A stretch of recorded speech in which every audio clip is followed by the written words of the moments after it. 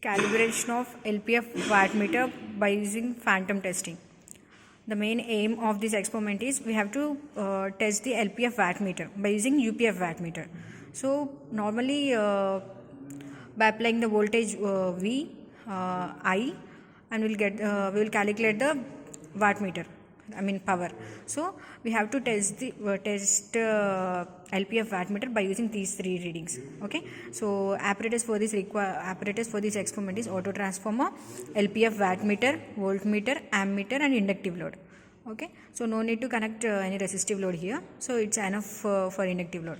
Okay, so and the circuit diagram for this experiment. Here we are using the two auto transformers. So this auto transformer is used to adjust the voltage. Okay, and this one is used to adjust the voltage at voltmeter, that is 230 volts. Okay, so it is a single phase AC supply.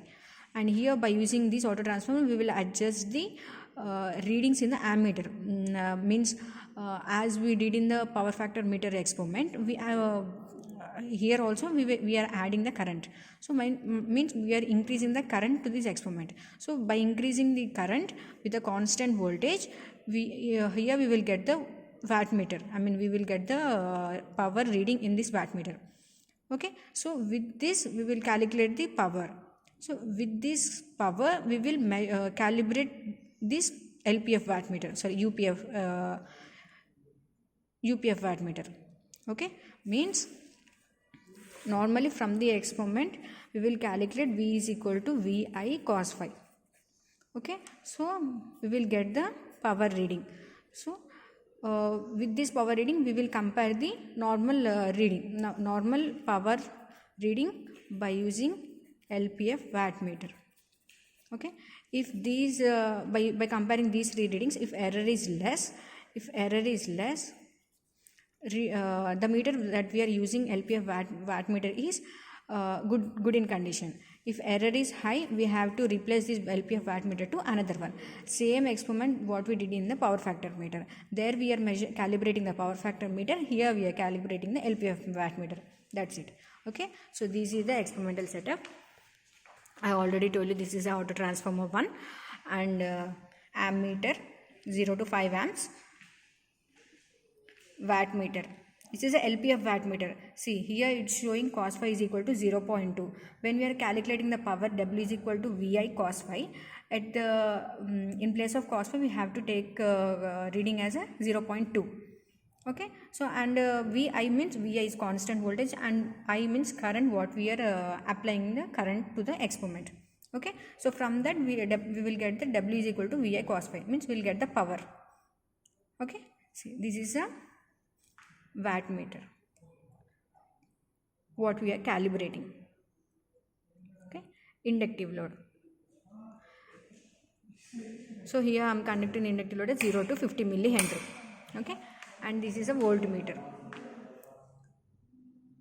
0 to 300 volts. Okay, and this is a auto transformer 2. Okay, so as I said, by using this auto transformer we will adjust the voltage in the voltmeter.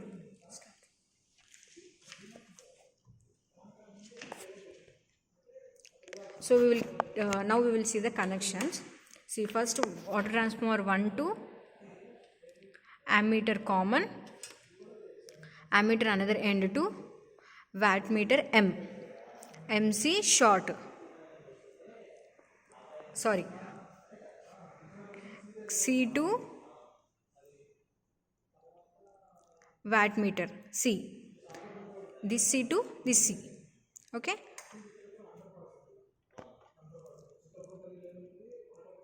next L to L. Okay,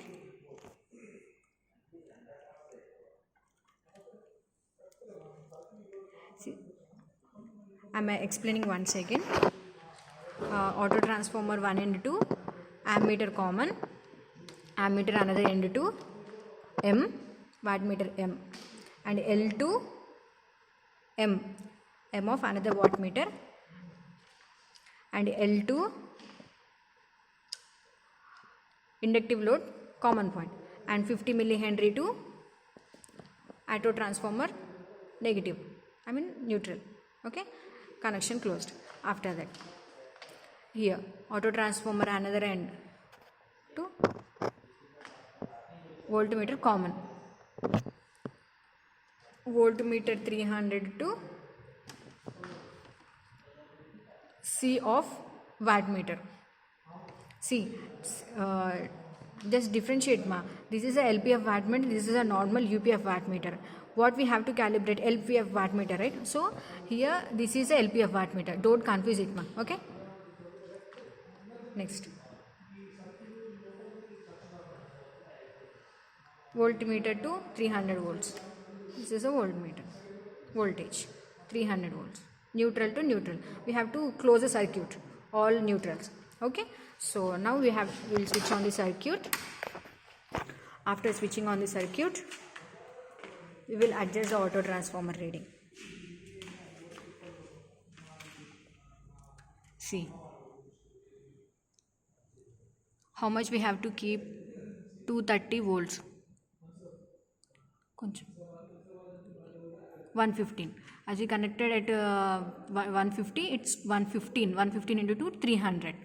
Okay, sorry, 230 volts single phase AC supply. After that, by using this auto transformer, we have to keep the current. See, 1 amp.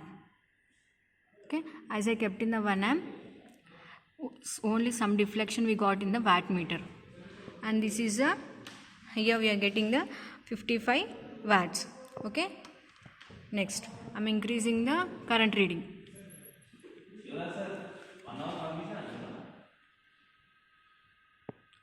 See, 1.5. Now we got 20 watts. 66. Okay, next 2 amps.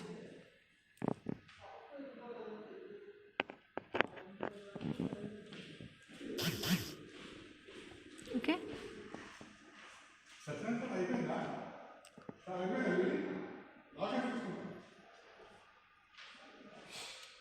see, directly I'm increasing to 3 amps. See, here we got at 40 watts. Okay, 110 watts.